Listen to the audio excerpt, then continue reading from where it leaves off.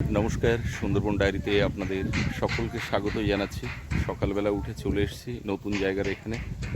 আর আজকে পিসিসি ঢালাই যেটা গতকাল হচ্ছিল সেটা আজকেও হচ্ছে, কারণ কালকে অর্ধেকটা হয়েছিল আর আজকে বাকিটা হয়তো হয়ে যাবে। এখানে ঘরের মিস্ত্রি, দুই ঘরেরই মিস্ত্রিরা আছে।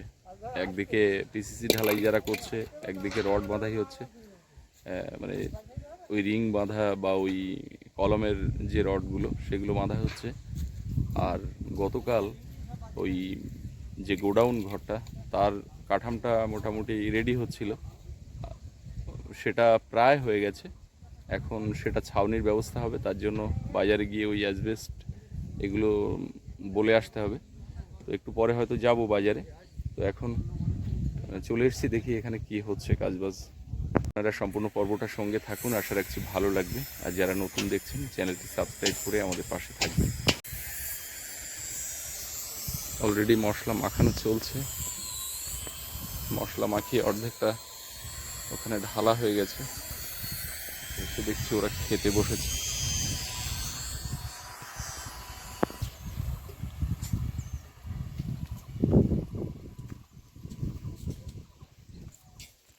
বাপিদা, বাবা কি অবস্থা এখন? ভালো আছে? কি কয়েকদিন রাখতে হবে নাকি ওখানে?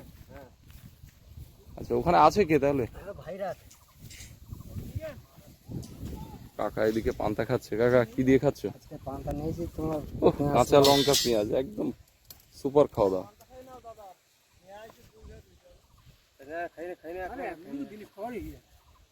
ঘরের কাঠামটা এই হয়েছে। তার ওরা কালকে ওখানে তারের জন্য বলেছিলাম, তো তার ছিল না, ওই জন্য নিয়ে আসা হয়নি। ঘরের মধ্যেই মাটিটাও ড্রেসিং করা হয়েছে। আর কালকে রাত পর্যন্ত কাজ করে ওরা এই কাঠামটা মোটামুটি রেডি করে গেছে। আর ওরা এসছে এখন ওই পাশে ওই দোকানের বারান্দাতে গেল। দেখি এখানে কটা কি ঢালা হয়েছে। সকালে ঢালা হয়েছে এটা, এগুলো তো সব কালকে ঢালা ছিল। দুটো কলম এখানে, দুটো বেস, এই একটা ঢালা হয়েছে। আর এখানে খানিকটা এভাবে রাখ।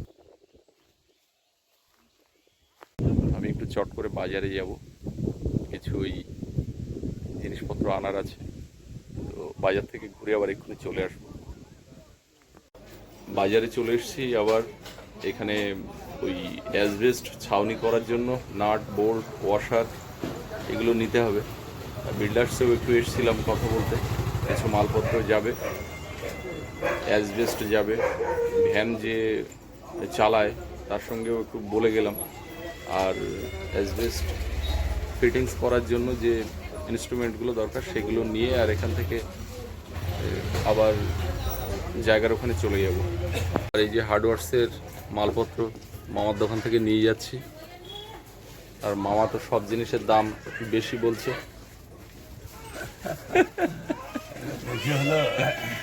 বেশি হলেও কিছু করার নেই, ভাগ্নে মামার কাছে তো আসবেই। এগুলো তো নিয়ে এসছি।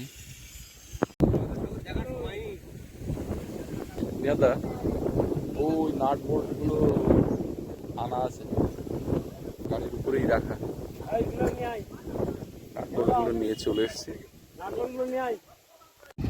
একটু আগে গিয়ে অ্যাসবেস্টের জন্য বলে এসেছিলাম, আর কিছু মালপত্র নিয়ে এসেছিলাম। অ্যাসবেস্ট নিয়ে আমাদের গোপাল চলে এসছে দেখতে পাচ্ছি। আর এদিকে মিস্ত্রিরাও অপেক্ষা করছিল কখন আসবে অ্যাসবেস্ট।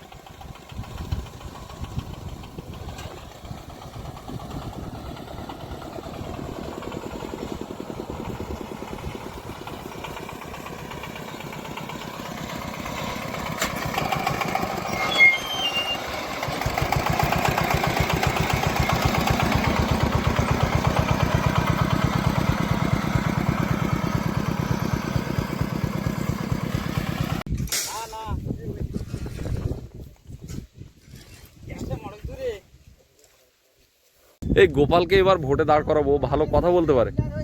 আরে তা শোনো, বলছি কি আজকে বুক বিন্দু গ্যাস হবে না, বুক করতে হবে গ্যাস হবে। কাকা মোটে আসার সময় পাচ্ছে না, ব্যস্ত মানুষ, এদিকে দোকান, ওদিকে মেলায়, রেস্টুরেন্ট, মানে কোন দিকে সামলাবে? তুমি ডাকলেও আসতাম, না ডাকলেও আসতাম, কারণ আমি তো আর পয়সা খরচ করে গয়া, কাশী, বৃন্দাবন যেতে পারবো না। আচ্ছা, আমি এই জায়গা দর্শন করে অন্তত এই ওরে বাবা, সংস্পর্শ পাই। কাকা একটু যদি সত্যি নিজের যদি কথায় কিছু কাকার হয়, সাথে পারবো না, এই জন্য আসলাম বাবুদের কাছে, তাদের কথায় সংস্পর্শে কাকার থাকার সাথে জন্য। পারবো না। এই হলো চলো ব্যাপার। চলো চলো চলো। যেমন ঈশ্বরের সংস্পর্শে ওরে! আমি তেমনই এলাম এখানে, যে একটু মানে সংস্পর্শে কাকা থাকতে হচ্ছে পারি। এত সুন্দর বক্তা যে বলে বোঝানো যাবে না। সেই জন্য মানে আসলাম। কথা দিয়ে একেবারে টপে তুলবে, আবার কখনো কথা দিয়ে একেবারে পাতালে না না না, অত নামাবে। বড় কিছু না, তবে একটু দেখতে আসলাম, একটু সময় পেলাম। আমি ধন্য হলাম কাকার পদধূলি পেয়ে। তোমার চেয়ে বরং আমি মানুষ। না না, ও মিস্ত্রির সঙ্গে কথা বলে জেনে নাও, অত সূক্ষ্ম হিসেব তোমরা মিস্ত্রিরা পারো, আমি অত সূক্ষ্ম, আমি ফুটের হিসেব ছাড়া ওই এর হিসেবে আমার ঠিক পোষায় না। এটা ঢালা হয়ে গেছে, এদিকে ঢালা চলছে।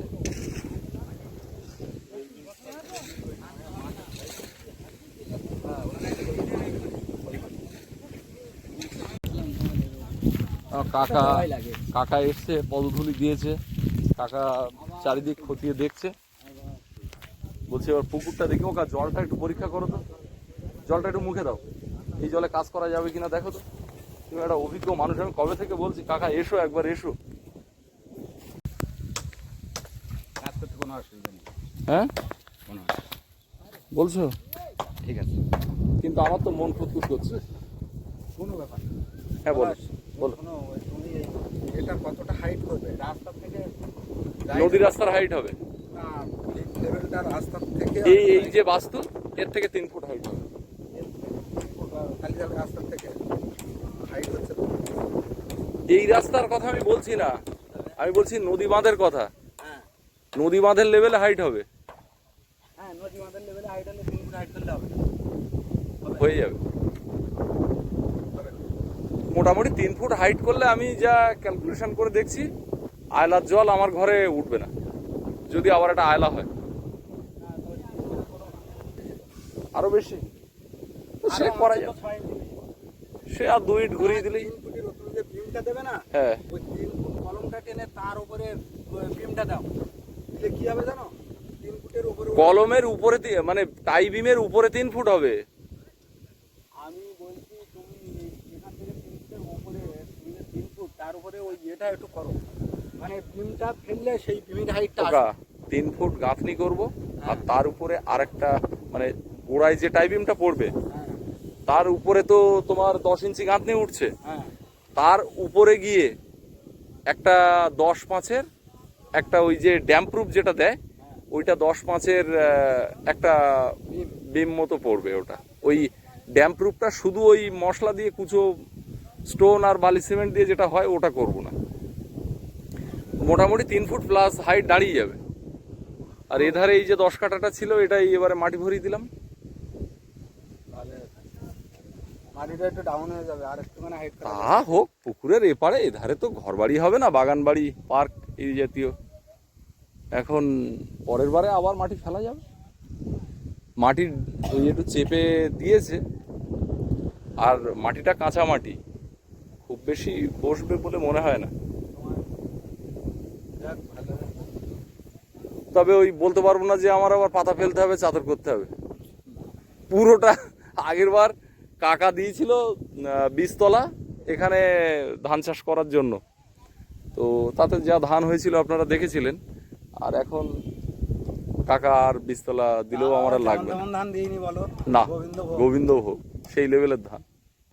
কাকা যে ধান দিয়েছিল তখনই বোধহয় কত 3000 না 3300 এরকম বিক্রি হয়েছিল, এখন 4000 টাকা বস্তা। তো ও ধান রাখার জায়গা নেই, বিক্রি করে দিয়েছি। আমার এখনো আছে বাড়িতে। আর তোমরা হচ্ছে জমিদার লোক, তোমার তো থাকবে না। না, ওই সব কথা বললে খাটবে না। শুধু জমিদার বলো না, ভূমিহীন জমিদার বলো। তো মোটামুটি দেখে কি মনে হচ্ছে বলো? আছে, তবে এই বছরে আষাঢ় মাসে তুমি আমাকে একটু একদিন আমি আসবো, কটা পরিকল্পনা দিয়ে যাবো, একদম, কয়েকটা একদম। গাছ লাগানোর জন্য। অবশ্যই গাছই তো লাগানো হবে, তার জন্যই মাটি গাছ ফেলা। লাগানোর জন্য পরিকল্পনা, তুমি যেখানে পারো যে গাছ লাগাও। আমাকে আগে থেকে বলো, কারণ ওগুলো তো বাপিদার দায়িত্ব। ও ঠিক আছে, আর বলে দেবো মানে এখন আপাতত কাজ করবো। কিছু মানে আনকমন গাছ লাগাবো, যেগুলো এইখানে আনকমন। হ্যাঁ, এইখানে খুব একটা হ্যাঁ। সচরাচর দেখা যায় না। হ্যাঁ, আমি তো ভাত সঙ্গেই নিয়ে এসেছিলাম, নিহারদারও ভাত এলো, আমরা দুজন একসাথে খেতে বসবো।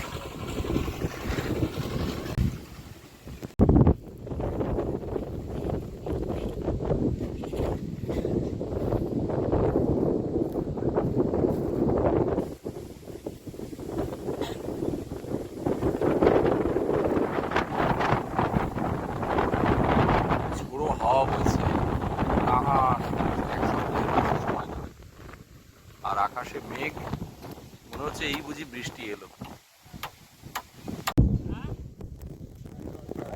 আজকে এখানে প্রায় 10 জন কাজ করছে। তো একদিকে এই ঘরের কাজ, একদিকে ঢালাইয়ের কাজ। তোমরা জিনিসটা দাঁড়াও করো। এই অ্যাসবেস্ট গুলো 9 ফুটে। করে করো। মামা ধরে দেখছি যে এখানে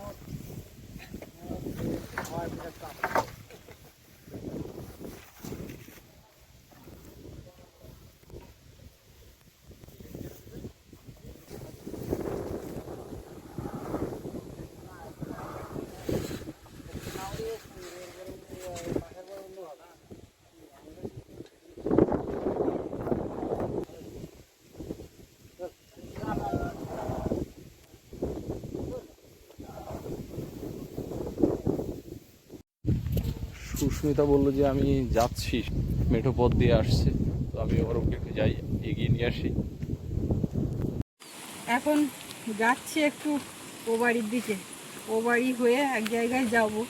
তো সোনামাকে চান করিয়ে ঘুম পাড়িয়ে দিলাম, মা আছে বাড়ির দিকে, ওকে আর এই রৌদ্রে আজকে নিয়ে যাচ্ছি না। এদিকে নদীতে জোয়ার হয়ে ভাটা হয়ে যাচ্ছে, হাওয়াও আছে ভালো। এখন তো একটু এরকম দমকা হাওয়া দিচ্ছে কালকে থেকে, আর রাত্রে একটু ঝোড়ো হাওয়া বেশ ভালোই হলো। এখন মোটামুটি ঠিক আছে, ছাতা আর নিইনি, আর হাওয়াতে রোদ সেরকম লাগেও না, কিছুটা যাই গেলেই এগিয়ে আসতে। এইখানে একটা পুকুর ছেঁচা হয়েছে, তো দুটো বক দেখুন বসে আছে, কখন পাবে আর ছোঁ মেরে নেবে, এক পায়ে দাঁড়িয়ে আছে ওটা। আমাদের ওই পুকুরের যে কি অবস্থা কি জানি, মা যদি আবার নামতো তো আবার পেতো, আর আজকে বোধহয় নামিনি, নামলে খবর পেতাম। এইখান থেকে এটা ঢাল করেছে এই গাড়ি চলাফেরা করার জন্য।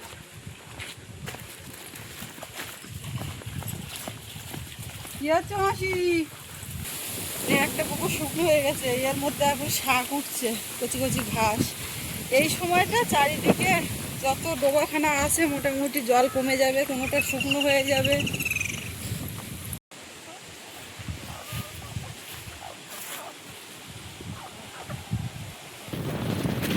এই বাড়িতে বেশ কয়েকটা মুরগি আছে দেখতে পাচ্ছি, জাল দিয়ে ঘিরে সুন্দর করে উঠোনে রেখেছে। আর এই সময় একটু রোগ টোক হয়, আর বেশি ছেড়ে দিলে হয় না। এই যে গ্রামের একদম অতি পরিচিত একটা দৃশ্য, গোবর গাড়ি।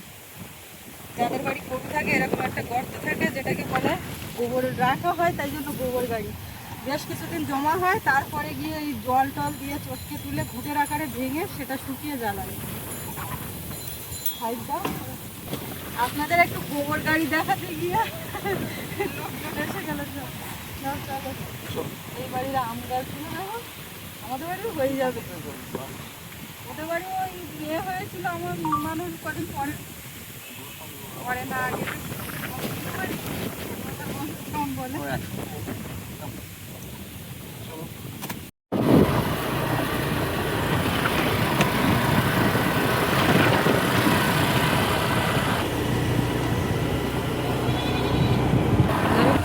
অনেক কি হয়ে যাচ্ছে তো, হওয়া উচিত। আমার জন্যই তো এত লোক। সত্যি তাই, এখানে থাকবো, কথা হবে না, এখান থেকে আবার যাবো। আচ্ছা এই জায়গার মাটিগুলো কোথা থেকে দিবি? মাটিগুলো যেখানে মাটি পাওয়া যায় তো ওইখানে গাড়ির মাটি দিয়ে মন্দিরের জন্য ওই মাটিটা রাখা আছে।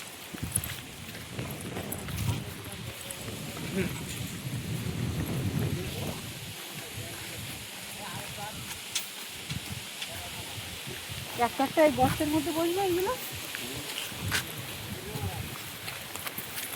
একটা গর্তে দুটো তিনটে করেও বসানো যাবে।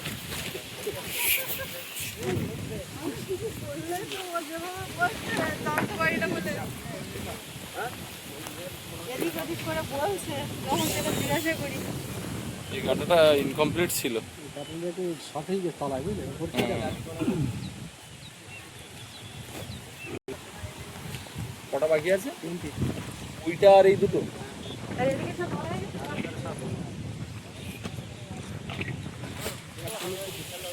এইখানে একটা পায়ের ছোপ থেকে গেল অনেকটা জায়গা দিয়ে। মানে ঢালাঢালির কাজ কমপ্লিট, এই ঢালাইয়ের সব আজকের এই 3টে করলে। ফুডিংয়ের কাজ শেষ। হ্যাঁ। এবারে জালি ফেলা হবে, নদী থেকে জালি দেওয়া হবে, রড করে কলম বাঁধা হবে। এইগুলো মনে হয় কালকে দিয়েছিল ওই জন্য সাদা মতো হয়ে গেছে।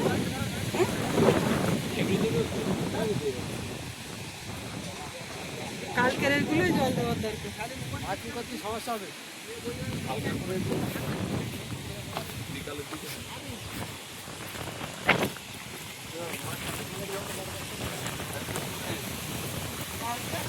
অনেক বড় হয়ে গেছে।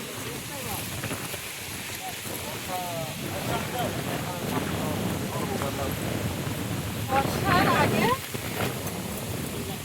এইখানে তো আসতে বর্ষার সময়। আষাঢ়ের আগে আমি একটা ঘর ছাড়বো। আষাঢ়ের আগে একটা ঘর ছাড়লে হবে। আষাঢ়ের আগে একটা ঘর ওইখানে ঘরে উঠবো না, তোমার ঘর হবে, মন্দিরে পূজা হবে, তারপর আমরা ঘরে ঢুকবো। প্রয়োজনে ঢুকবো না যখন ওই ঘরে দুজন মিস্ত্রি চিনি বলতে পরিচয় হয়েছে, ওই তুমি তো পরিচয় করে দিয়েছিলে।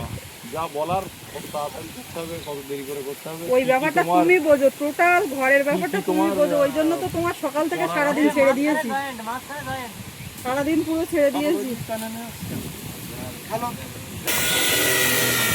কালকে রাত্রিটা ঝড় হচ্ছিল আর ওই বৃষ্টি ফুটিয়েছিল, যদি এরকম টানা বৃষ্টি হতো তো সকালে ছোড়ো স্কুলে যেতে বেরোতে সমস্যা হতো, মানে গাড়ি চলতো না রাস্তায়, তখন ওই হেঁটে হেঁটে আগে বেরোতে হতো। তো সেই সমস্যাটা যাতে না হয় তার জন্য আপাতত এখানে এসে থাকা যাবে। সময় আর পরিস্থিতি কোন দিকে কখন যায় সেই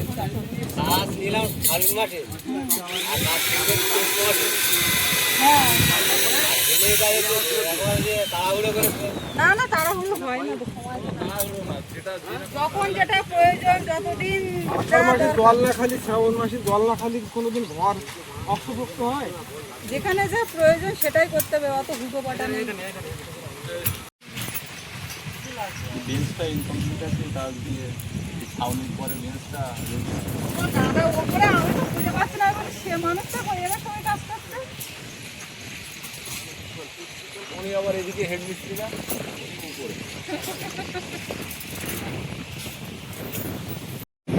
ঘরের মধ্যে একটু দেখি ও পান্তার কাছে চলছে, আজকে ওরা পান্তা দেয়নি গরম দিলাম।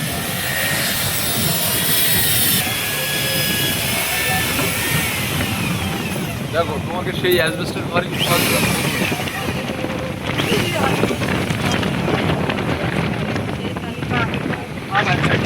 সব অ্যাসবেস্টার।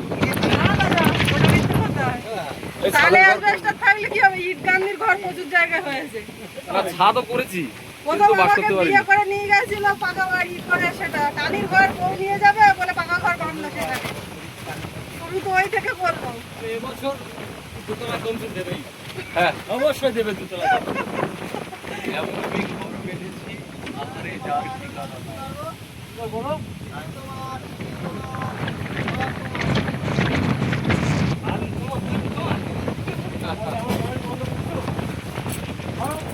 আগে শাড়িগুলো পেতে করে রেখে কাজ হচ্ছে। কারেন্ট চলে গেছে আবার, কারেন্টে যে ডিস্টার্ব করছে তাদের মানে যাটা মেশিনটা আনতে হবে এবারে। ওই জ্যামটা এলে বেশ কাজ হয়ে যাবে। কারেন্ট চলে গেলে 10 মিনিট আগে